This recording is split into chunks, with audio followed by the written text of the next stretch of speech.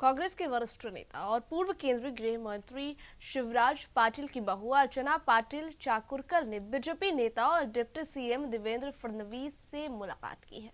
बता दें कि वहीं आज मुंबई में बीजेपी में शामिल होने की संभावना है। उनकी राज्यसभा सांसद अशोक चौहान ने हस्तक्षेप से एक और कांग्रेस नेता बीजेपी में शामिल हो सकती है। बता दें कि मराठवाड़ा के नेता अशोक चौहान के बीजेपी में शामिल होने के बाद मराठवाड़ा में कांग्रेस कार्यकर्ताओं में बेचैनी है। इस मुद्दे पर अभी तक चाकुरकर की तरफ से कोई भी प्रतिक्रिया नहीं आई है। खबर है कि हाल ही में कांग्रेस से बीजेपी में शामिल हुए अशोक चौहान ने उनकी पार्टी में एंट्री के लिए बता दें कि मध्यस्थता की थी। 5 साल पहले डॉक्टर अर्चना चाकुरकर बीजेपी में शामिल होने वाली थी, लेकिन किन्हीं कारणों से उन्हें इनकार कर दिया। उन्होंने किसी कारण की वजह कर इनकार कर दिया था उस वक्त, लेकिन इस बार उनके ससुर पूर्व केंद्रीय गृह मंत्री शिवराज पाटिल चाकुरकर के बेटे पूर्व विधायक बसवराज पाटिल बीजेपी में शामिल हो चुके हैं। इससे पहले अशोक चौहान भी बीजेपी में शामिल हो चुके हैं।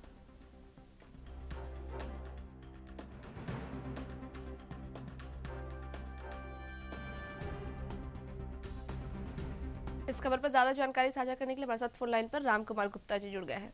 जी गुप्ता जी, अशोक चौहान के बाद अब देखिए अर्चना पाटिल चाकुरकर की भी बीजेपी में शामिल होने की संभावना जताई जा रही है। कांग्रेस से बीजेपी की तरफ लगातार काफिला बढ़ रहा है कांग्रेस का, क्या कुछ कहेंगे इसको लेकर? जी, महाराष्ट्र की नजर राजनीति में हमेशा उलटफेर नजर आता दिखाई दे रहा है। जी।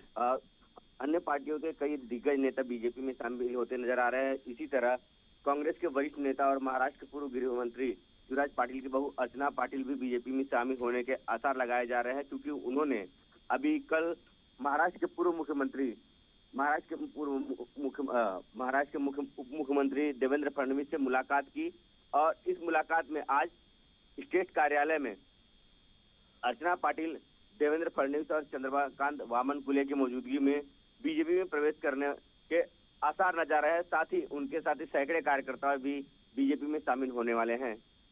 जी, अच्छा देखिए अर्चना चाकुरकर जो हैं, इनके बारे में कहा जा रहा था कि 5 साल पहले भी बीजेपी में शामिल होने वाली थी, लेकिन किसी वजह कर वो नहीं हो पाई और अभी भी अटकलें ही लगाई जा रही हैं, क्योंकि अर्चना की तरफ से कोई ऐसा बयान आया नहीं, आधिकारिक बयान कि मैं बीजेपी में शामिल होंगी, या उनकी तरफ से कोई भी ऐसी प्रक्रिया कुछ भी नहीं है, लेकिन फिर भी संभावना जताई जा रही है। क्यों, क्या लगता है, क्या वजह रही होगी कि वो बीजेपी की तरफ आने की उनकी बात चल रही है?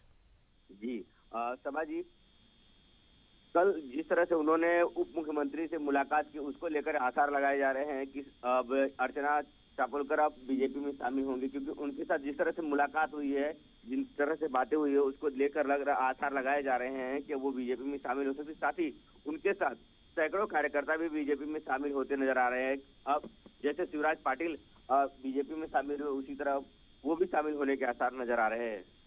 गुप्ता जी, अभी जो आरोप प्रत्यारोप चल रहा है, बीजेपी आरोप लगा रही है कांग्रेस पर, क्योंकि बहुत जगह ऐसा हमने देखा है कि कांग्रेस ने प्रत्याशियों का ऐलान नहीं किया है, जबकि उस जगह पर बीजेपी कर चुकी है। तो बीजेपी आरोप लगा रही है कि कांग्रेस के पास प्रत्याशी ही नहीं है, जिसको कांग्रेस कह रही है चुनाव लड़ने के लिए, वो इनकार कर दे रहा है। तो कांग्रेस ने इस आरोप का जवाब इस तरह से दिया है कि बिल्कुल कहाँ से रहेगा कांग्रेस के पास प्रत्याशी, जबकि कांग्रेस के प्रत्याशी तो बीजेपी उठा करके ले जा रहे हैं और उनको ही प्रत्याशी बना दे रहे हैं। तो इस पर क्या बोलिएगा, ये जो आरोप चल रहा है कितना सही कितना गलत? जी, कांग्रेस जो आरोप बीजेपी पे लगा रही है कि उनके प्रत्याशी उठा करके वो खुद के प्रत्याशी बना रहे हैं, लेकिन ऐसा नहीं है। बीजेपी अपने खुद के कैंडिडेट खड़ा कर रही है, पर बीजेपी 2024 के चुनाव को हारने के कोई भी कसर नहीं छोड़ना चाह रही है। वो चाह रही है कि किसी भी तरीके से 2024 का जो चुनाव है संसदीय, वो न हारे, और जो उनका 400 का टारगेट है कि अब की बार 400 के पार का जो नारा है, उसको लेकर किसी तरह के कोई भी कमी नहीं छोड़नी चाहती। इसके लिए जो भी बीजेपी में शामिल होना चाहता है, जो भी शामिल होने के आसार नजर आ रहे हैं, उनको वो बीजेपी में शामिल हो रही है। लेकिन कांग्रेस के पास अब चेहरे नहीं है कि वो किसको कैंडिडेट खड़ा करे। वो कई वरिष्ठ नेताओं, फिल्म एक्टर से भी बातचीत करे, लेकिन बीजेपी के सामने कोई खड़ा होने को तैयार नहीं हो रहा है, क्योंकि सबको ये लग रहा है कि जिस तरह की लहर बनी हुई है 2024 की, उसमें कोई जीतने के आसार नजर नहीं आ रहा है। इसलिए कांग्रेस का कोई कैंडिडेट उनके सामने खड़ा होने को तैयार नहीं हो रहा है, जिसके लिए उनके पास कैंडिडेट नहीं है। इसीलिए वो बीजेपी के ऊपर आरोप लगा रहे हैं कि उनके पास जो कैंडिडेट है उनको बीजेपी लेकर अपने साथ मिला लिए। पर अभी तक जो भी लिस्ट आ रही है उसमें बहुत कम ऐसे कैंडिडेट है जो बीजेपी में शामिल होने के बाद उनको टिकट दिया गया है। बिल्कुल गुप्ता जी, अब देखना ये होगा कि कौन सा नारा सही होता है, अब की बार 400 पार या अब की बार हमारी सरकार। ये देखना दिलचस्प होगा। बहुत शुक्रिया जानकारी साझा करने के लिए।